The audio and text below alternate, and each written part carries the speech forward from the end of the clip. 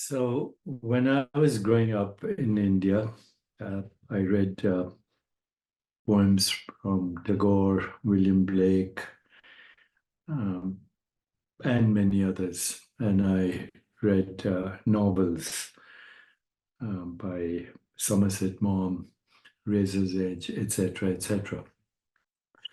One of the most important things I ever read was a piece by Rabindranath Tagore, the great sage scientist, not scientist, sage philosopher, humanitarian, and guru, Rabindranath Tagore.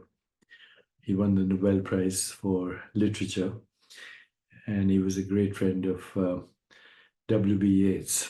And somewhere he says, that I exist is a perpetual surprise. I repeat that I exist is a perpetual surprise. And that is what set me off on my spiritual journey. I realized that most of us are not bewildered or surprised or even astonished that we exist or there is something called existence. We go about the hustle and bustle of our daily lives, caught up in a perpetual cycle of routine, rarely pausing to contemplate the sheer marvel of our existence, but just existence in general. So we take existence for granted. And over the years, I've realized that this is the most significant obstacle to spiritual awakening. Our lack of perpetual surprise at the wonder of being alive renders our humanity incomplete. To exist is nothing short of miraculous. Einstein had a quote, either nothing is a miracle or everything is a miracle. Every breath we take, every thought we conceive, every sensation we experience is a testament to the unfathomable complexity and beauty of life.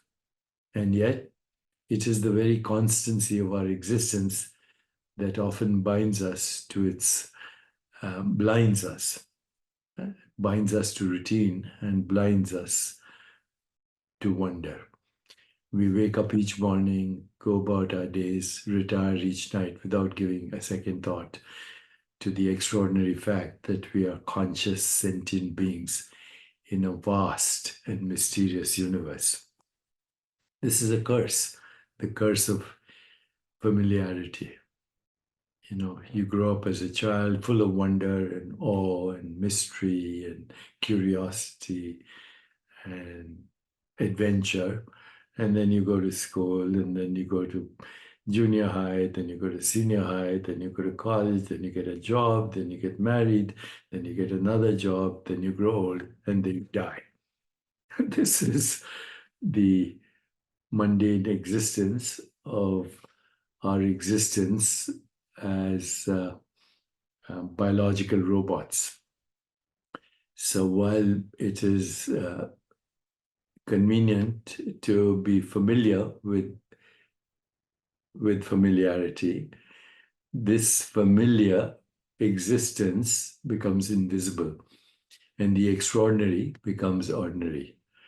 We cease to marvel at the intricate dance of atoms that compose our bodies, that were forged in the crucible of burning stars, the inexplicable phenomenon of consciousness, or the cosmic ballet that allows our planet to sustain life. And so the profound mystery of existence becomes invisible, and we become biological robots. So we are sleepwalking through life, our actions dictated by societal norms, the hypnosis of social conditioning, the mundane daily rituals, and personal habits and instinctual drives. And we never engage with the deeper questions of our being. This robotic existence is characterized by total lack of presence. We are often mentally elsewhere, failing to fully engage with the wonder that is before us right now. The world loses its magic and we cease to see it with fresh eyes. Tagore had another poem somewhere that I remember, I think. Step out of the river of memory and conditioning and see the world as if for the first time. So, without acknowledging the mystery of our existence, we have no incentive for spiritual growth. Uh, we need to reignite our sense of perpetual surprise at the fact of existence. Of course, these days everybody's talking about practicing mindfulness, bringing our attention to presence in the moment, engaging in philosophical inquiry, which I've done all my life and shared with you, by the way, asking profound questions about the nature of reality and our place in it, cultivating gratitude, regularly acknowledging the gift of life and consciousness, and embracing a beginner's mind, approaching each day with fresh curiosity and openness. We need to complete our humanity. And when we move from being passive observers to active participants in the grand mystery of being in existence, automatically there is empathy and connection with others. There's a deeper appreciation for the natural world.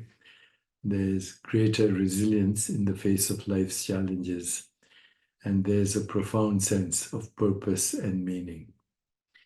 So that is one reason that I engage with you every day, just to share my thoughts with you. Because when I share my thoughts with you, I actually engage more with the experiences than before. Just sharing my thoughts with you helps me become more aware, cultivating wonder, presence, and gratitude, and waking up from our slumber. Um, so cultivate a sense of wonder is my message today. Engage with nature, spend time outdoors, observing the natural world from the intricate details of a flower to the vastness of the night sky. Practice paying attention to what is in front of you right now. Explore new experiences, try new things, step out of your comfort zone. Novelty promotes feelings of awe and wonder and helps you stay engaged with the world around you. Appreciate art and music. When I was growing up, we went to concerts and music festivals and carnivals and explored works of art, architecture, music. We learned about the universe. We sought out beauty, even moral beauty, exceptional virtue, character, kindness in others, and even kept a journal sometimes of moments of awe and amazement. And we participated in group activities like concerts, sports events, community gatherings. We slowed down to pause and reflect on the miracle of our existence. We experienced bewilderment as a holy experience. Again, to quote Rumi, exchange your cleverness for bewilderment. And if you're not totally confused, bewildered, awestruck by this, then what's a life worth living for? Making money? That's it. Making money, going through exit after exit, not even aware of our final exit, which is the mystery of death, a mystery as big as the mystery of life. So, exchange your cleverness with bewilderment.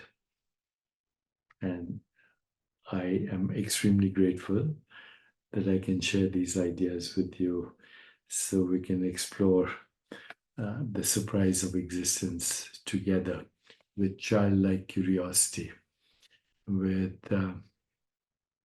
awe, wonder.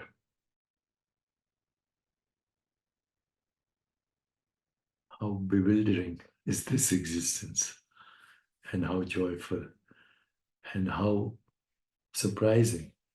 We didn't ask to exist, but here we are.